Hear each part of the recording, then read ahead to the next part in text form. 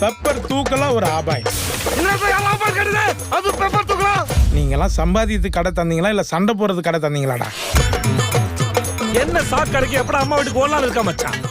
என் புள்ள எதுக்குமே பயப்படவும் மாட்டான், பதட்டப்படவும் மாட்டான். இவளை என்னைக்கு கட்டுனி அன்னைக்கே மூஞ்சில இருந்த கலையெல்லாம் போச்சே. சண்டை முடியாத காரணத்தினால் இன்று கடை விடுமுறை. புருஷன் முடாட்டி உறவுதான் ரொம்ப அற்புதமானது, அழகானதுன்னு சொல்லுவாங்க. ஆனா அதை தக்க வைக்கிறதுல படுற பாடு இருக்கு அம்மா. இப்பா உயிரே போயிடுது.